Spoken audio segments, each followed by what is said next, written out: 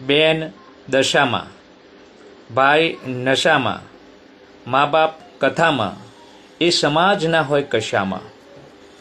આજથી 25 વર્ષ પહેલાં કોઈ દશામાને ઓળખતું પણ નહોતું, કારણ કે આ મનુવાદીઓએ ઊભું કરેલું એક કરતૂત છે, એક કાવતરું છે કે એસસી એસટી ઓબીસી સમાજ એ ધર્મકાંડમાં, ક્રિયાકાંડમાં રચોપચોરે અને શિક્ષણ તરફ ના વળે અને એ સત્તામાં ભાગીદારી ના માગે, કાયમ એમની ગુલામી કરે, એટલે સમયાંતરે એ લોકો કોઈક નવી માતાનો જન્મ આપતા જ હોય છે.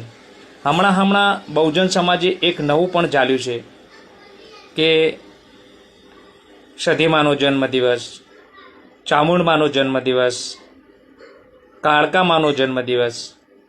કોઈ મને જણાવશે કે કાળકામાના માતા પિતાનું નામ શું છે? કોઈ મને કહેશે કે ચામુંડમાના માતા પિતાનું નામ શું છે? માતા પિતા વિના આ પૃથ્વી પર કોઈનો જન્મ સંભવ નથી.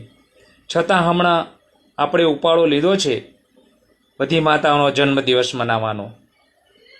પોતે ઘરમાં બેઠેલી ઘરડી માનો જન્મદિવસ યાદ નથી હોતો, એવા લોકો પણ આ જન્મદિવસ મનાવતા હોય છે. મારા આ વિડીયોથી ઘણા બધાની આસ્થા અને શ્રદ્ધા તૂટીને કળરભૂસ થવાની છે. પણ હું એમ કહું છું કે 10 દિવસ તમે દશામાના ઉપવાસ કરો છો, એમની ઉપાસના કરો છો, વ્રત કરો છો, અને પછી 10મા દિવસે તમે વિસર્જનના નામે માત્ર ને માત્ર દશામાને બહાર ફેંકીને આપો છો. વિસર્જન એ જ શબ્દ આપ્યો છે, બાકી બીજા દિવસે તમે જોજો કોર્પોરેશનવાળા આ મૂર્તિઓને કચરાની જેમ જેસીબીમાં ઉઠાવીને ફેંકતા હોય છે, અને જ્યાં ત્યાં આ મૂર્તિઓ પડી હોય છે. ત્યાં તમારી આસ્થા નથી ગવાતી, પણ મારા વિડીયોથી ગવાશે, કારણ કે તમારું તર્ક કરવાની શક્તિ એ બુઠ્ઠી થઈ ગઈ છે.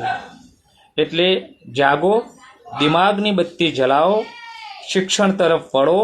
ધર્મએ તમને ગુલામી સિવાય કંઈ જ નથી આપ્યું, એટલે શિક્ષિત બનો, સંગઠિત બનો અને સંઘર્ષ કરો. જય ભીમ, નમો બુદ્ધાય.